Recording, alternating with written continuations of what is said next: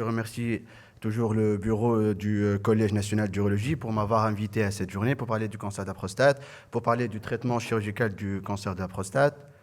Et on va commencer par parler un petit peu d'histoire, pour rappeler un petit peu l'histoire de la prostatectomie radicale, qui est une histoire qui est un peu à rebondissement, qui ressemble un petit peu aux montagnes russes, puisque ça a commencé très loin en 1905 avec la première prostatectomie, pas faite par le docteur Young, par voie périnéale.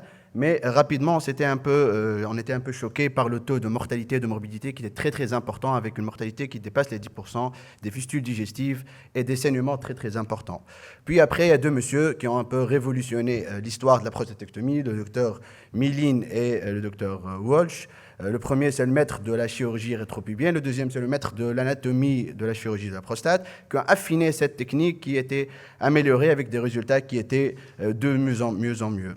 Et donc là, à certains moments, on s'est commencé à poser la question sur les résultats sur le plan fonctionnel. Et là, on s'est commencé à s'intéresser sur la neuroanatomie de l'érection, de la sexualité et de l'innervation de la prostate. Et donc, petit à petit, on commence à penser à des éléments autres que le plan carcinologique et les choses ont commencé à changer. Puis, il y a eu une explosion des prostatectomies et une remise en valeur par l'avènement de la celluloscopie, puis par la chirurgie robot-assistée. Et là, il y a les gens un peu partout dans le monde qui ont multiplié leurs chiffres de prostatectomie.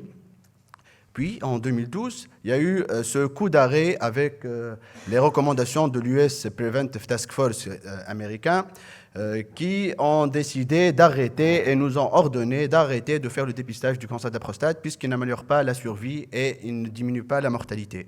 Et donc, à un certain moment, on a décidé d'arrêter et de diminuer le dépistage et c'était concordant avec cette étude qui est l'essai pivot qui a comparé la surveillance ou l'abstention versus la chirurgie et qui a montré qu'il n'y a pas de différence en termes de survie.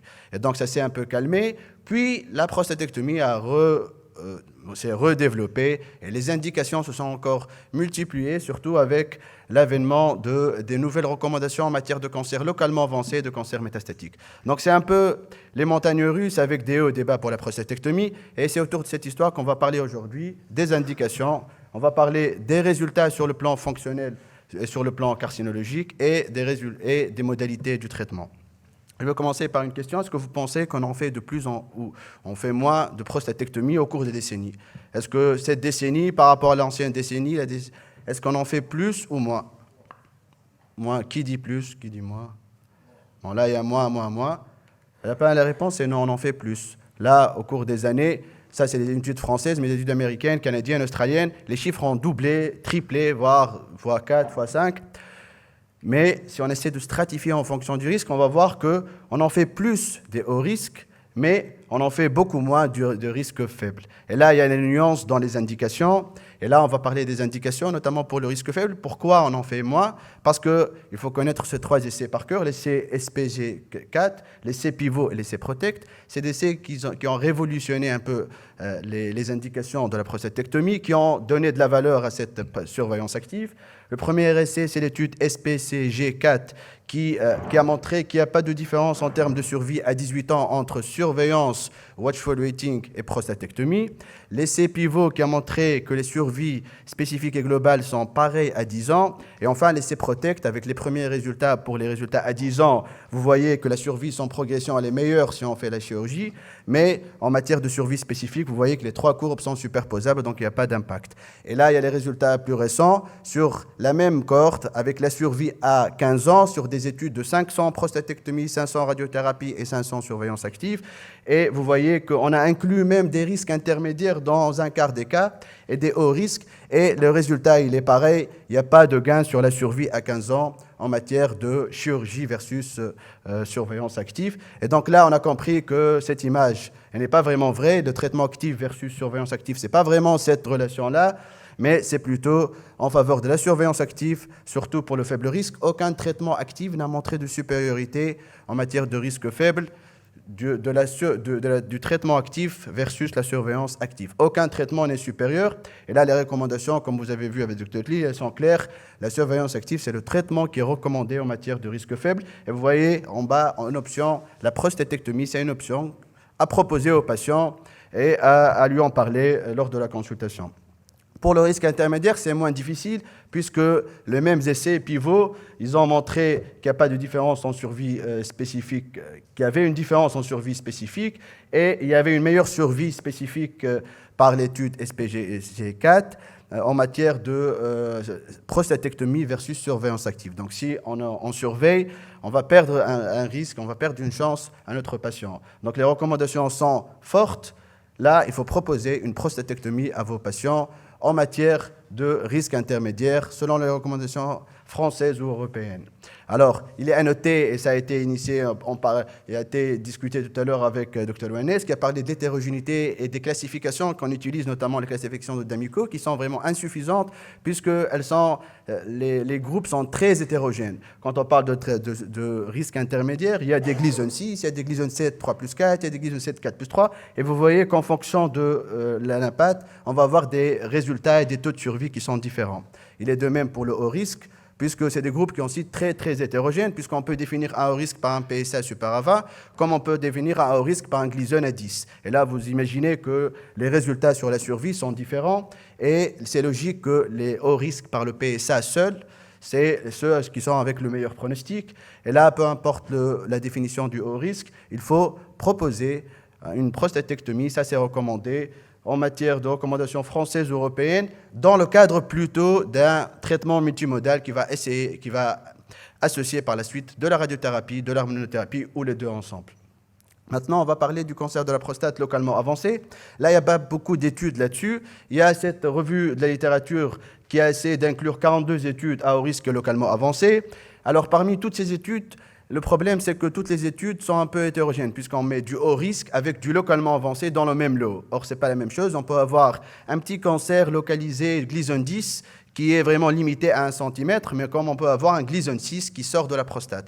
Et là, on comprend que ce n'est pas le même pronostic, mais là, les études, elles sont un peu hétérogènes. Alors, les résultats en matière de survie globale et de survie spécifique, on était un peu surpris de voir des taux qui sont vraiment rassurant quand on fait la totale, c'est-à-dire prostatectomie, plus ou moins radiothérapie, plus ou moins hormonothérapie. Pareil, c'est l'hétérogénéité de la définition du mot haut risque. Là, vous voyez que chacun définit le mot haut risque à sa manière. De même que la différence en matière de pronostic de ces groupes. Là, quand on a un PSA supérieur à 20, ce n'est pas comme on a un Gleason à 10. Et là, vous voyez les courbes de survie, elles sont vraiment très, très variées et très loin l'une de l'autre. Donc, traitement multimodal versus le traitement radiothérapie, c'est-à-dire là la question, est-ce que pour ces groupes c'est plutôt prostatectomie ou radiothérapie? Là j'initie la présentation tout à l'heure sur la radiothérapie. Il y a quelques études qui ont comparé prostatectomie versus radiothérapie en matière de localement avancé. Et là, vous voyez que la prostatectomie fait mieux en matière de survie globale, survie spécifique, peu importe le risque. Là aussi, vous voyez que la courbe de mortalité de la radiothérapie, elle est plus importante. Mais là, je vais être honnête, je vais être transparent, donc je vais vous parler un peu des caractéristiques des patients. Là, il y a un biais important de sélection des malades, puisque les malades qui ont été retenus pour faire la radiothérapie, c'est ceux qui ont les résultats les plus mauvais et les tumeurs qui sont les plus méchantes, les plus avancées. Et ça, c'est ce qu'on fait dans nos staffs ou dans les discussions. Ceux qui ont un cancer qui est un peu limité, sympathique, on leur fait une prostatectomie. Et ceux qui ont une tumeur qui sort de la prostate, on leur fait la radiothérapie. C'est ce qui explique que ces résultats ne peuvent pas être interprétés de façon sûre. Donc là, il faut attendre les résultats de cette étude scandinave qui inclut 23 centres pour avoir une idée sur les résultats d'une étude prospective randomisée qui va comparer la prostatectomie versus la radiothérapie en termes de cancer localement avancé. Alors, moi, personnellement, pourquoi je ferais plus de prostatectomie par rapport à la radiothérapie? Parce que je me dis que c'est des cancers qui sont un peu différenciés, donc c'est des cancers qui sont peut-être hormonorésistants, donc c'est des cancers qui vont rapidement échapper, donc je leur propose la totale, ça c'est un argument. Et le deuxième argument, c'est que si je vais leur faire la chirurgie, c'est là où je vais avoir la meilleure stadification et la meilleure étude d'évaluation du risque et du staging de la tumeur. Donc là, c'est des arguments en faveur de la prostatectomie. Les recommandations, elles sont claires. Alors, il y a forte, il y a faible recommandations. Il faut proposer la prostatectomie en termes dans le cadre d'un traitement multimodal. Ça dépend de l'association, ça dépend de l'équipe, ça dépend du cas, ça dépend de la définition du risque. Là, l'intérêt de discuter tout cas en réunion de concertation pluridisciplinaire. Alors, qu'en est-il dans les vraies vies? Là, les recommandations nous autorisent à opérer les malades localement avancés. Est-ce qu'on le fait sur le plan pratique? Alors oui, vous voyez que l'évolution avec le temps, les taux de prostatectomie pour des localement avancés, ils ont presque doublé ou plus.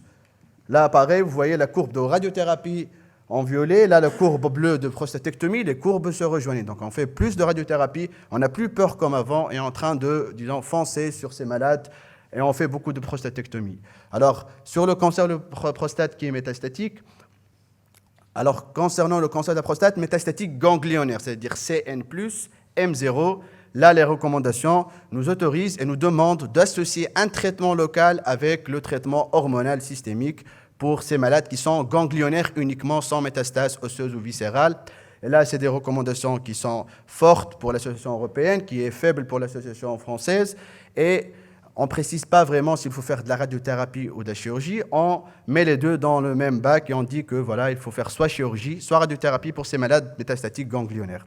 Alors pourquoi chez les malades métastatiques, on penserait à faire un traitement local? Parce que c'est une hypothèse, si on enlève la tumeur primitive, qui est la source de la maladie, peut-être qu'on va éradiquer un petit peu partout.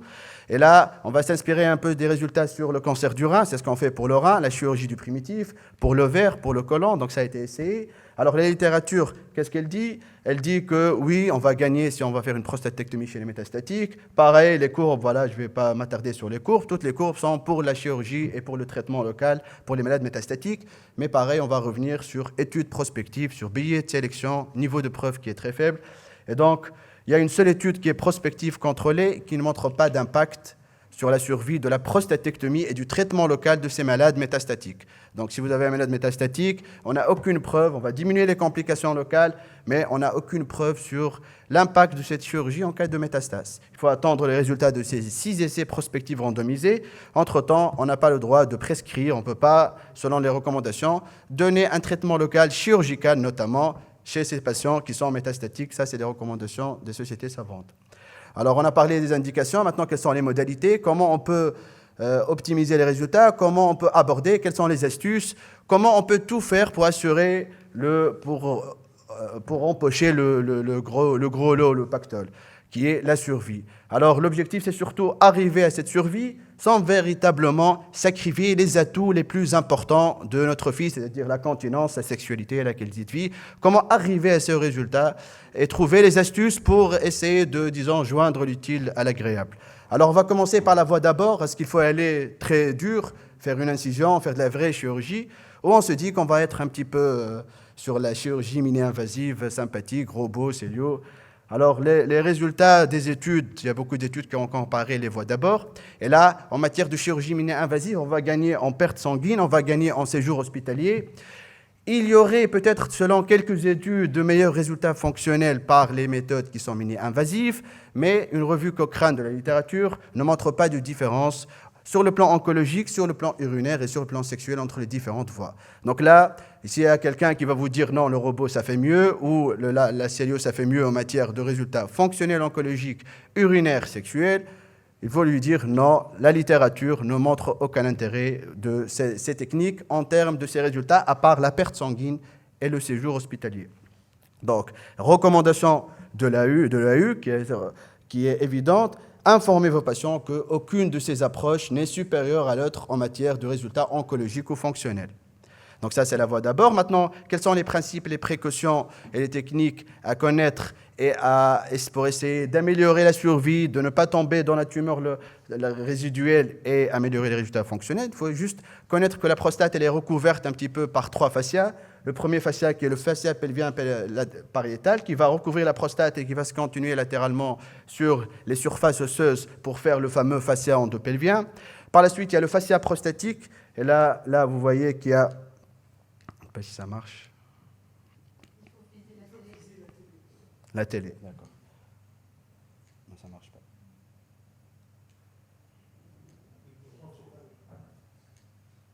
Bon, là, vous voyez qu'il y a le fascia pelvien qui est le plus latéral, après il y a le fascia prostatique, et après il y a la capsule de la prostate. Donc, il y a véritablement 2 fascias qui vont recouvrir la prostate. Et donc là, pourquoi on en parle? Parce qu'on peut aller très large, aller au-delà du fascia pariétal, on peut aller de façon plus étroite pour aller près du fascia...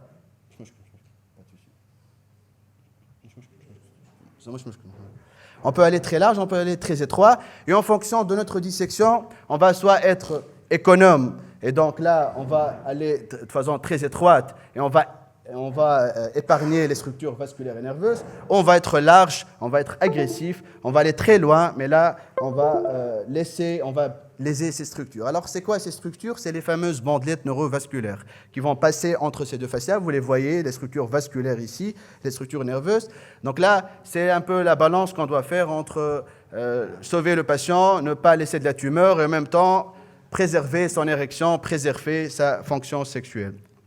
Après, il y a ces deux fascias, il y a le fascia à connaître aussi, c'est le septum recto-vésical ou le fameux fascia d'Hénon-Villiers. Alors, c'est un fascia qui va protéger la prostate et l'urètre du rectum qu'on doit ouvrir.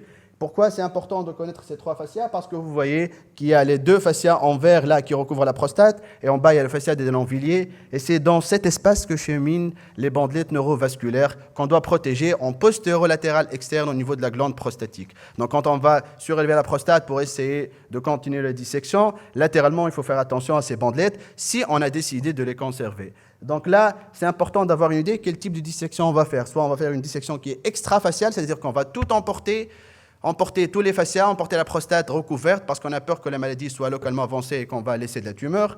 Soit on va aller faire une dissection qui est interfaciale, c'est-à-dire entre les deux fascias, et là on peut blesser un petit peu ces vaisseaux, ou bien, ce qui n'est pas très recommandé, de faire une dissection qui est intrafaciale, vraiment contre la capsule, ça dans les cas de patients qui sont très jeunes, de tumeurs très vraiment localisées, et on n'a pas peur de l'extension prostatique. Donc là, c'est les trois types de dissection qu'on peut avoir, et là, si la tumeur est localement avancée, si la tumeur n'est pas avancée, là, on va décider de préserver ou pas la capsule, les bandelettes. Alors après, il y a le contrôle de l'apex prostatique. On va inciser cette aponeuvrose pour essayer, le fascia endopelvien, pour essayer d'aborder la prostate. Ensuite, on va décoller les fibres du releveur de l'anus. Là, vous voyez qu'on va les décoller là sur l'image en rouge, comment ça va s'écarter pour essayer d'arriver à l'ensemble de la glande prostatique et d'arriver à la libération de la prostate et d'arriver vers l'apex. Alors, attention au sphincter. Là, je rappelle que le sphincter, c'est une formation musculaire qui vient faire le tour de l'urètre, et elle a une forme d'oméga, donc ce n'est pas une forme qui est circulaire, donc c'est une forme qui va recouvrir les faces antérieures et latérales de l'urètre, et donc c'est important quand on va disséquer l'urètre de ne pas trop le désolidariser des structures avoisinantes, parce que la forme en oméga va faire que la contraction du sphincter va se faire par un écrasement de ce sphincter sur les tissus périurétraux plutôt qu'une contraction proprement dite. Donc c'est important que les tissus périurétraux ne soient pas trop disséqués. Alors par la suite, on va sectionner le plexus veineux dorsal de Santorini, que vous connaissez tous. C'est là une étape importante, puisque c'est une étape qui est particulièrement hémorragique. Par la suite, il faut aller faire la section urétrale postérieure. Donc on va couper la face postérieure de l'urètre, on va couper la face antérieure de l'urètre, antérieure puis postérieure de l'urètre, et dès qu'on coupe, qu'on ouvre l'urètre et qu'on recule un petit peu la sonde, on commence à passer les points pour faire l'anastomose par la suite. Alors par la suite, on va inciser le fascia d'Hénon-Villiers pour essayer de passer en postérieur et d'arriver dans le plan avec les vésicules séminales. Par la suite, on va disséquer entre la vessie et la prostate. Et toute la question aussi, est-ce qu'on préserve ou pas le col vésical? Là, c'est une question qui est très importante parce qu'en fonction de la conformation de la prostate, la présence ou pas d'un lobe médian, du siège de la tumeur, on va essayer d'être économe en matière du col ou bien on va être large, on va sacrifier le col. Le col peut être important pour la continence par la suite. Alors, dans ce cas, vous voyez qu'on n'a pas conservé le col. Et donc, quand on ne conserve pas le col, on va ouvrir la vessie proprement dite. Attention, parce qu'on est au niveau de la face postérieure et inférieure de la vessie, il y a les méas, donc il ne faut pas les léser lors de cette dissection. Après, on va disséquer les vésicules séminales, on va faire l'anastomose vésico-urétrale, et voilà, donc l'intervention, c'est les points clés d'intervention. Alors, est-ce que vous pensez qu'il faut faire de l'hormonothérapie néoadjuvante? Est-ce que si on va booster un petit peu une ou deux injections, ça peut améliorer les résultats, ça peut faciliter le geste ou pas? Qui pense qu'il faut faire de l'hormonothérapie néoadjuvante? Oui? Non? Non. Ici, non. Qui pense ça dans la salle? Personne. Personne. Bon, tant mieux, parce que l'hormonothérapie néoadjuvante, elle diminue les stades PT3, elle diminue l'envahissement loco-régional, elle diminue les marches positives, elle diminue l'envahissement ganglionnaire, mais c'est aucun impact sur la survie globale, sur la survie spécifique et la survie sans récidive biologique. Donc, on n'est pas en droit de la recommander et de l'autoriser actuellement. Là, c'est la recommandation de l'Association européenne. Alors, Dans quel délai il faut faire la chirurgie? Il faut la faire dans le mois, dans les 2 mois, dans les 3 mois, on peut attendre? Là, ça a été aussi discuté et on dit qu'on a les 3 mois, au moins 3 mois, c'est au moins 3 mois pour faire la prostatectomie, donc on peut la faire même dans 6 mois. Alors, est-ce qu'il faut faire un curage systématique? Là aussi, il y a une question. La réponse pour le risque faible est non, elle est claire, pas d'intérêt de faire un curage. Pour le risque élevé ou le risque, oui, il faut le faire, mais pour le risque intermédiaire, c'est discutable au cas par cas. Et il y a les fameux nomogrammes que certains connaissent, comme le nomogramme de Briganti, de Gandaglia. C'est certains nomogrammes qui essaient d'estimer le risque d'envahissement ganglionnaire et en fonction d'un taux particulier. Par exemple, il y a ce nouveau nomogramme qui dit que voilà, au-dessus de 7%, il faut faire le curage. Donc ça, ce n'est pas à connaître par cœur, c'est des scores qu'on calcule au téléphone. Alors, quel type de curage maintenant? Est-ce qu'il faut faire l'extensif, limité?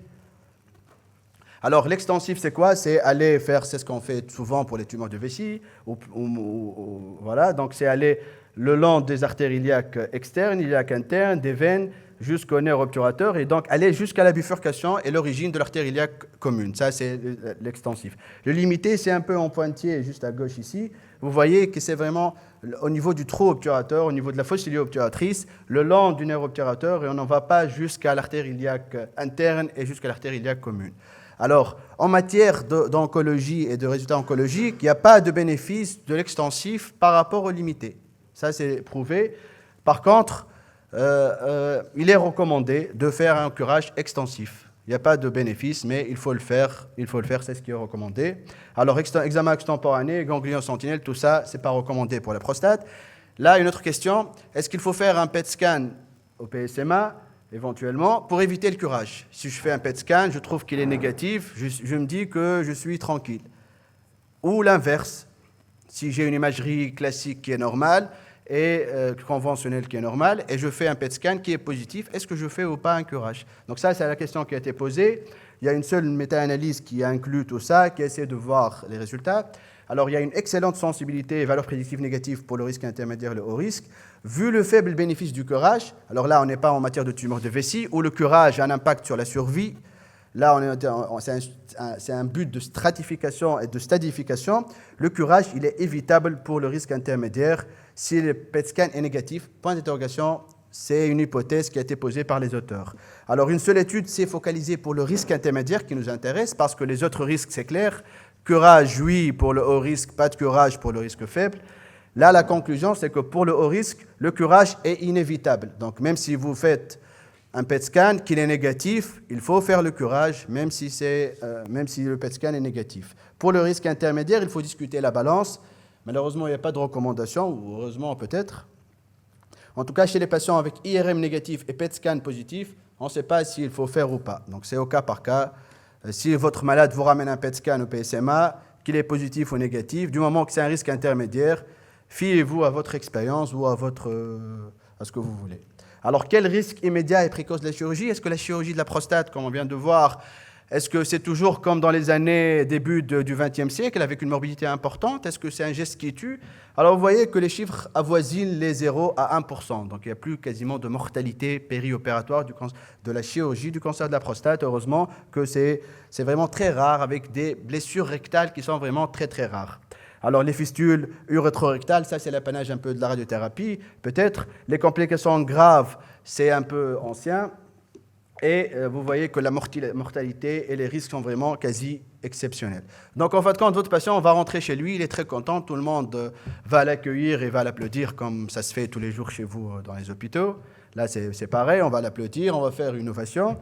Et toute la question, c'est la suite. Est-ce que l'histoire joyeuse promise au patient, qu'il va guérir, est-ce que l'épilogue de cette histoire va être aussi sympathique, aussi heureuse, ou il y aura un twist, ou il y aura un revers quelque part? Là, c'est la question qui se pose. Et là, bien sûr, c'est le deuxième versant de la chirurgie qui est les séquelles de la maladie et les séquelles de la chirurgie du cancer de la prostate, qui est l'incontinence, qui n'est pas banale, puisque à un mois, il y a seulement 30 à 50% qui sont incontinents, mais heureusement qu'à la fin, il y a certains qui sont beaucoup plus qui sont incontinents. On estime qu'un patient sur 7 va rester incontinent. Alors, bien sûr, c'est pire si c'est une tumeur qui est localement avancée, parce qu'on veut aller loin, on veut couper, on s'approche du sphincter. C'est presque un patient sur 4, sur 5 qui va devenir incontinent. Alors pourquoi? Parce qu'on a disséqué trop près du sphincter, on l'a fragilisé, tumeur de l'apex, parce que l'hypermobilité urétrale, on a trop disséqué autour de l'urètre, donc l'urètre il est très mobile, parce qu'on n'a pas gardé une longueur, parce qu'on n'a pas une longueur fonctionnelle de l'urètre qui est assez longue, et là il y a beaucoup d'études là-dessus, parce qu'on n'a pas conservé le col. Il y a un facteur vésical qui explique un peu une hyperactivité post-opératoire, donc ça c'est important à voir. En tout cas, il y a toujours la place à faire une rééducation périnéale, améliorer un peu, musculer le périnée pour essayer d'avoir un résultat qui est favorable en matière de continence. Sinon, il y a toujours la place à la chirurgie, aux bandelettes, mais aussi au sphincter artificiel. Alors, la question qui se pose, voilà, la rééducation, ça marche en post-opératoire. Si je me dis que je suis intelligent, pourquoi je ne la prescris pas à l'avance? Comme ça, je retarde la continence. Est-ce que vous pensez que si on commence par la rééducation, question de ne pas avoir cette incontinence post-opératoire? Est-ce que c'est intelligent, c'est discutable, c'est possible à faire ou pas? Alors, ça a été posé, cette question, et vous voyez qu'il y a en rouge seulement 3 mois. Donc, on va gagner seulement sur la continence à 3 mois et on ne va pas gagner à long terme. Donc, à la limite, elle n'est pas assez recommandée parce qu'il n'y a pas un impact à long terme.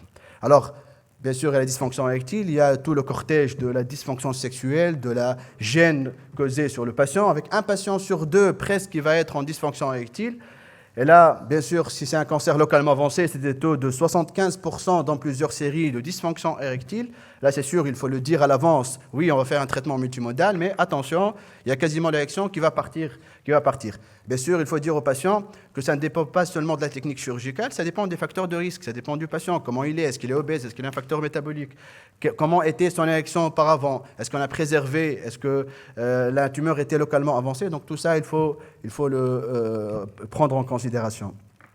Après, en cas de dysfonction érectile, c'est important, on peut faire la rééducation pénienne par la suite, on peut muscler un petit peu la rééducation, muscler le pénis, pas avec ces haltères-là, mais on va essayer de profiter de ce que nous apporte la physiologie de l'érection nocturne. Est-ce que vous savez pourquoi on a une érection nocturne le soir? Pourquoi on se réveille le matin avec une érection? C'est chiant, mais ça a une explication. Et l'explication, c'est que ça permet l'oxygénation permanente des corps caverneux. S'il y a des rapports ou sans rapport, ça permet toujours d'oxygéner les corps caverneux pour ne pas aboutir à ce qu'on appelle la fibrose des corps caverneux. Donc ça, c'est important. Et donc, si on se dit qu'il y a des nerfs qui vont être coupés, qu'il leur faut 12 mois ou 24 mois pour cicatriser, là, on va essayer de faire cette rééducation pénienne pour essayer un petit peu de garder l'oxygénation des corps caverneux le temps de la cicatrisation, parce que les nerfs, ils ont une incroyable capacité à cicatriser. Et là, au bout de 12 mois ou 24 mois, ça va cicatriser. Mais entre-temps, est-ce que les corps caverneux ne sont pas fibrosés? Donc, c'est important d'avoir une idée sur tout ça et de proposer cette rééducation pénienne. Alors, la rééducation pénienne, comment on l'a fait? Heureusement, avec ce prix Nobel en 98 de la médecine, avec l'effet du monoxyde d'azote, avec les molécules qui sont disponibles actuellement. Et là, avec ces molécules, le sildenafil, le tadalafil, surtout en post-opératoire à 5 mg, ce n'est pas une recommandation qui est forte, mais qui peut oxygéner les corps caverneux, on va avoir des résultats qui sont satisfaisants. Alors, il y a aussi d'autres effets indésirables de la chirurgie. Là, on peut en parler en long et en large. Il y a beaucoup sur le plan orgasme, sur la perception de l'orgasme, le raccourcissement de la verge, il y a beaucoup d'éléments qui sont très graves. Sur la mise en cause de la masculinité du patient. Les problèmes du désir associés, celui qui a un cancer, celui qui a été opéré au niveau de son périnée, c'est quelqu'un qui va avoir un désir qui est altéré, c'est quelqu'un qui n'a plus d'éjaculation, l'anéjaculation, la spermie, tout ça, sur un seul patient en post-opératoire. Donc c'est un peu beaucoup chez ce patient. Donc l'intérêt de faire une sexothérapie ou une prise en charge psychologique, là c'est très très important et ça optimise les résultats du traitement médical. Alors, bien sûr, si ça ne marche pas, il y a toujours place à faire un peu de l'électrochoc, les injections intracaverneuses, les prothèses péniennes, il y a beaucoup de trucs qu'on peut faire. Là, ce n'est pas l'objectif d'aujourd'hui. Alors, il y a aussi la sténose de l'anastomose vésico-urétrale qui est aussi importante. On peut avoir une dysurie en post-opératoire et ça peut sténoser en fonction de plusieurs paramètres, mais ce n'est pas surtout en fonction de la technique parce que les études ont montré que ça dépend du patient et de sa capacité à cicatriser. Et là, les facteurs qui étaient associés à la sténose, c'était le tabagisme, la maladie coronarienne, l'HTA, le diabète. Donc c'est plus une maladie d'organisme plus que de chirurgie ou de geste. Voilà. Donc un peu pour conclure, voilà, donc c'est un geste qui est historique, la prostatectomie, on en fait depuis très longtemps. C'est un geste qui s'est un peu perfectionné, optimisé, amélioré avec le temps. C'est un geste qui est devenu quasiment parfait actuellement. Alors pas elle est toujours parfaite avec le temps, malgré le temps. Alors si pour le cancer cliniquement significatif, localisé, les indications sont claires, là, il n'y a pas de doute. Là, il faut faire une prostatectomie. Elle est bien recommandée. Après, discussion si on va être large ou pas pour les bandelettes, ça c'est à voir au cas par cas. Pour le cancer localement avancé, on a compris qu'il ne faut plus avoir peur des frontières, qu'il faut aller au-delà des frontières, qu'il faut banaliser et normaliser pour essayer un petit peu au risque de faire des plaies rectales, au risque de devenir incontinent, au risque d'avoir une dysfonction érectile, et pour éviter cet envahissement et ces marches positives qui sont peut-être qui vont altérer un petit peu la survie. Donc ça, c'est pour le cancer localement avancé. Toute la question, c'est pour répondre à notre ami tout à l'heure, Dr. Cleary, pour le cancer de faible risque. Quelle place encore à la prostatectomie en matière de cancer à faible risque? Parce que là, on nous présente la surveillance active comme étant le messie tant attendu, l'alternative qui va transformer notre malade en une personne zen qui va vivre dans la nature, qui ne va plus avoir peur, qui va garder sa sexualité. Ça, c'est la version un peu zen chez nous par rapport à cette autre version. Mais est-ce que c'est réellement le cas? Est-ce que la surveillance active va proposer vraiment une vie calme, zen, cool? Là, c'est toute la discussion est là-dessus. Du moment que accepter de faire la surveillance active avec l'expérience vécue lors du diagnostic, avec l'idée qu'on a du cancer, avec tout le vécu qui va intervenir, avec tout ça qui doit intervenir dans le choix de la surveillance active. C'est cette maille très complexe que va faire le patient dans sa tête pour essayer de choisir la surveillance active. Avec tout ce qu'il a dit, il s'est rattrapé par la suite pour parler de l'anxiété, pour parler de la dépression, avec des taux très importants, c'est 1/4 de cas d'anxiété. Parler de l'incertitude, c'est un autre sentiment, en plus de l'anxiété et de la dépression, c'est l'incertitude face à la maladie. On n'est pas anxieux, on n'est pas dépressif, mais on ne sait pas ce qui va se passer, comment ça va se passer, avec les symptômes qui vont se multiplier. Il y a les symptômes tous les jours. Est-ce que ce symptôme, ce n'est pas en rapport avec une tumeur qui est en train de se multiplier? Donc en Tunisie, je ne sais pas, avec aussi le coût de cette surveillance active, la P2 à chaque fois à remplir, s'il a la CNAM, s'il n'a pas la CNAM, comment il va faire l'IRM, comment il va faire l'imagerie, avec le vécu des biopsies, avec le recours à la médecine parallèle chez certains patients. Donc on se demande si en Tunisie, est-ce que c'est vraiment une technique qui est dépassée, comme vous avez dit tout à l'heure? Est-ce que vous avez barré en rouge tout à l'heure la prostatectomie? Je ne sais pas si en Tunisie, on peut vraiment suivre la prostatectomie, si on ne va pas quitter l'aventure très tôt. Ça, je pense que ce n'est pas facile de faire la surveillance active en Tunisie. Et là, enfin, pour rassurer le Dr Charchour, pour l'avenir de la prostatectomie, pour nos jeunes, ils vont toujours continuer à faire la prostatectomie parce qu'en Tunisie, même en cas de cancer à faible risque, c'est une alternative qui a toujours sa place. Voilà, je vous remercie. Merci beaucoup, professeur Chakrou, pour cet excellent exposé. Vous avez ouvert le débat. Je pense qu'il y aura des questions. Alors, docteur Hlila, vous voulez intervenir?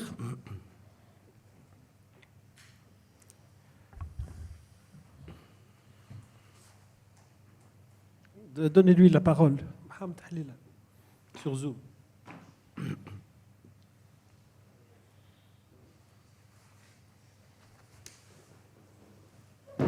Il faut que tu allumes ton micro.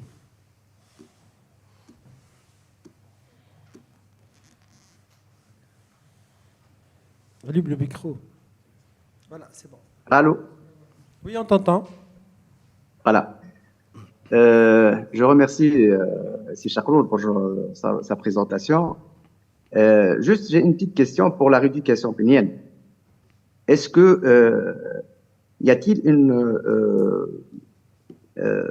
un protocole particulier pour la rééducation pénienne? C'est-à-dire, est-ce que le protocole à la demande, c'est-à-dire 50 mg sildenafil, ou bien le protocole de 5 mg de tadalafil tous les jours? Est-ce qu'il y a un protocole qui est plus efficace que l'autre? Merci, Dr. Hil. En fait, pour être honnête, la rééducation pénienne, c'est pas une recommandation forte. Elle n'a pas vraiment montré sur des études prospectives randomisées un impact extraordinaire sur la dysfonction érectile. Mais après, si on est un peu à court de moyens, et chez des patients qui ont eu, comme on a expliqué un petit peu par la physiopathologie, des nerfs qui sont sectionnés, pourquoi ne pas continuer à oxygéner des corps caverneux? Surtout qu'il y a des études qui ont montré l'efficacité, surtout avec le tadalafil 5 mg. Donc c'est ça un peu les protocoles utilisés. C'est recommandé, pas recommandé, mais conseillé de les prescrire en post-opératoire immédiat, donner d'emblée la tablette de 30 comprimés pour essayer de commencer ce traitement et espérer que un petit peu jouer sur la physiopathologie et améliorer l'érection par la suite. Après, si c'est vraiment extrêmement efficace, c'est pas vraiment prouvé, donc même les recommandations, c'est pas extrêmement recommandé. Docteur Bouassida, vous voulez poser une question aussi? Mehdi. Oui, rebonjour. Chirurgie laparoscopique. Est-ce que vous m'entendez? Oui, on t'entend. Et on va te mettre sur Voilà. l'écran. Voilà, on te voit. Voilà. Donc, bon, Bonjour, là, de j'ai mis la Sfax. caméra, j'ai essayé d'être mieux, parce que comme je vous ai dit, je suis un peu malade. Mais bon, c'est un plaisir de suivre ce cours de collège depuis le matin. Bon, là, j'étais obligé d'intervenir pour. Je commence par remercier mon ami Marwan pour cette excellente qualité de sa présentation, surtout au niveau indication et au niveau résultat. Mais sur le plan modalité, bon, moi, je pense qu'il n'y a pas une autre présentation, mais sur le plan modalité et technique, il n'a parlé que de la technique ouverte. Je pense que quand même, on est en 2023, c'est un cours de collège, n'est-ce pas? C'est un cours de collège. Et je pense qu'en 2023, on ne peut pas ne pas parler de la technique celluloscopique. On avait Je sais tous pas. parié que tu poserais cette question. On a gagné le pari. Non, ça m'a vraiment surpris. C'est un cours de collège. Et on est en 2023. On est en Tunisie. Mahnej fi l'Afrique subsaharienne. Il y a un peu des tentatives, un peu. Tu m'as permis de gagner mon pari. Comment? J'ai gagné mon pari. Ben, tu sais, je peux pas m'en passer, hein. Merci, docteur Boursid. Pardon. En fait, pour essayer de répondre, j'ai eu 30 minutes pour parler des indications, des modalités et des résultats oncologiques et fonctionnels. Donc, en 30 minutes, si je veux essayer de parler un peu d'une technique, je pense que je peux parler d'une technique qu'on maîtrise le plus, la technique qui est répandue, qu'on fait dans tous les hôpitaux actuellement en Tunisie. Et pour s'adresser à des jeunes résidents, je pense qu'on a décidé de leur parler d'une technique, la technique qu'on maîtrise, et un peu des particularités de la chirurgie ouverte, c'est ce qu'ils vont voir au moins pendant ces petites années qui vont venir. Mais si on avait la chance de parler de tout ce qui est détails techniques, on aurait peut-être parlé de toutes les voies d'abord. Donc c'était ça à peu près l'idée. On ne peut pas parler de tout pendant une seule présentation de 30 minutes sur tous les éléments de la Donc procédure. c'est la faute au bureau, voilà. Oui, Non, oui, la c'est ma Pas faute. donné assez de temps. Et cool. Non, non, non, mais Mehdi, c'est important. تعرف, والله, en Algérie, au Maroc, ils sont en train de faire au niveau de leurs associations savantes des masterclass, des ateliers, des workshops pour essayer de lancer cette intervention. Je pense que c'est très important. Moi, je dis pas, moi-même, je suis pas encore expert là-dedans. Je fais de mon mieux. Je me fais aider par un de nos collègues, Amin Msedi, il le connaît, Dr Bouhlel, qui est un chirurgien urologue franco-tunisien qui vient souvent avec nous. Mais on essaie de faire avancer les choses. Donc, je On pense que ça on fera un mérite cours spécial sur la chirurgie laparoscopique et tu seras avec nous. On fera un cours de Inch'Allah. 2 jours sur la chirurgie laparoscopique. Inch'Allah, Alors, Inch'Allah. alors, est-ce qu'il y a des questions dans la salle pour les résidents? Aucune question? Le panel? On passe à la...